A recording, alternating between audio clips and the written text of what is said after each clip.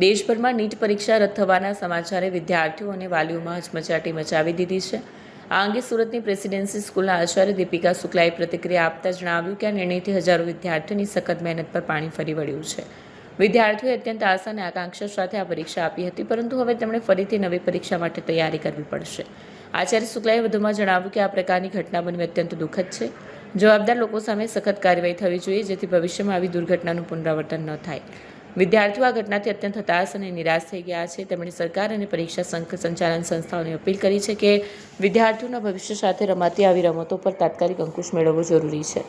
હું કુમારી Deepika Shukla, Acharya presidency school. આજ રોજ નીટની મહત્વની પરીક્ષા રદ થયાના સમાચાર ખૂબ આઘાતજનક છે. વિદ્યાર્થીઓએ 2 વર્ષ સતત તનતોડ મહેનત કરી હોય છે.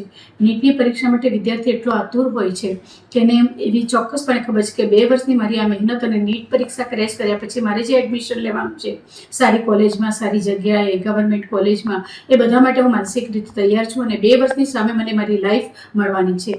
હવે આવી પરીક્ષાઓ જો આટલી ઉત્તમ ગણાતી પરીક્ષાઓ જો પેપર લીક થવાને કારણે રદ થાય તો વિદ્યાર્થીઓની અને સમાજની માનસિક દ્વિધા ખૂબ વધી જાય.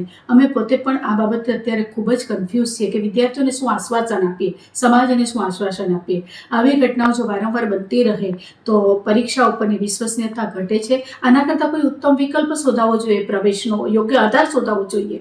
અને હવે આવી ચેષ્ટાઓ ન થાય એ માટેનો ચુસ્ત બંદોબસ્ત, ગુપ્તતા અને વિશ્વસનીયતા જળવાય એવી ચોક્કસપણે માંગ છે. કારણ કે વિદ્યાર્થી, વાલી બંને હતાશ છે અને હવે ફરી પાછી પરીક્ષાની ક્યારે તારીખો જાહેર થાય, કેવી રીતે પરીક્ષા લેવાશે, ક્યાં એને શું વ્યવસ્થા ફાળવવામાં આવશે, આ બધા જ પ્રશ્નો સામે છે. જો કે એવું ચોક્કસપણે કદાચ વિચારવામાં આવશે કે વિદ્યાર્થીની જે તે વ્યવસ્થા જે તે જગ્યાએ જ રહેશે, છતાં પણ વિદ્યાર્થીએ જે 2 વર્ષ મહેનત કરી છે, અત્યારે એ જે દ્વિધામાં છે એમાંથી બહાર નીકળીને હવે ફરી પાછી એમનું અપિયરન્સ કેવું રહેશે બાબતે વિદ્યાર્થી પોતે પણ ચોક્કસ કશું નક્કી કરી શકે એમ નથી.